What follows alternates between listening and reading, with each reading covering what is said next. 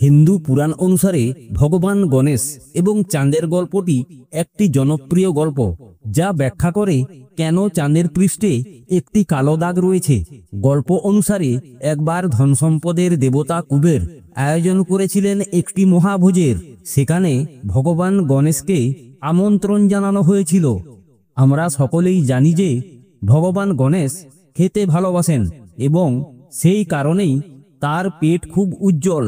সেখানে বিভিন্ন ধরনের বিশেষ মিষ্টি এবং তার প্রিয় খাবার তৈরি করতে হয়েছিল। সেদিন ভগবান গণেশ যতক্ষণ না সবকিছু শেষ হয়ে যায় ততক্ষণ খেয়েছিলেন। অতিরিক্ত খাওয়ার কারণে তার পেট ফুলে গিয়েছিল এবং একটি বিশাল পেট দেখা যাচ্ছিল।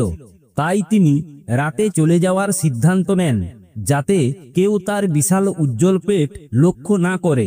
যখন গণেশ এবং তার বাহন ইঁদুর রাতের আকাশে ঘুরে বেড়াচ্ছিলেন, তখন মেঘের আড়াল থেকে চাঁদ বেরিয়ে এলো এবং গণেশের গোলাকার আকৃতির পেট দেখে চাঁদ মজা পেল এবং ঠাট্টা বিদ্রূপের লোভ সামলাতে পারল না। গণেশের বিশাল পেটকে উপহাস করে চন্দ্র হেসে উঠলেন এবং তার চেহারা নিয়ে মজা করলেন। তখন গণেশ একটি জোরে হাসির শব্দ শুনতে পেলেন এবং তিনি দেখতে পেলেন যে উজ্জ্বল চাঁদটি তার পেটের দিকে তাকিয়ে হাসছে।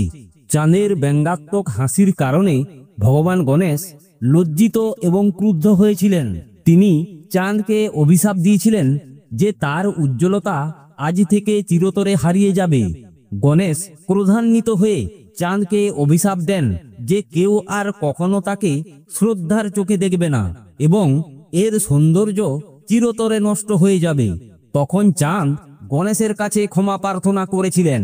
কিছুক্ষণ পর গণেশ শান্ত হলেন, কিন্তু দুর্ভাগ্যবশত অভিশাপ আর ফিরিয়ে নেওয়া যাবে না।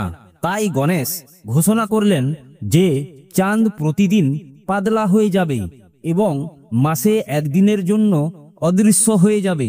সেই দিনটিকে আমরা অমাবস্যা বলি এবং হিন্দু পঞ্জিকায় এই দিনটিকে অশুভ দিন হিসেবে বিবেচনা করা হয়।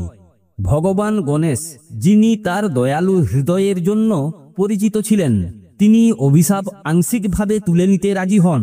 তিনি বলেছিলেন যে অভিশাপটি প্রতি চন্দ্রমাসের মাত্র 15 দিন স্থায়ী হবে এবং সেই সময়কালে চাঁদের পৃষ্ঠে একটি কালো দাগ থাকবে। এই কারণেই আজও মাসের নির্দিষ্ট সময়ে চাঁদের পৃষ্ঠে একটি কালো দাগ দেখা যায়।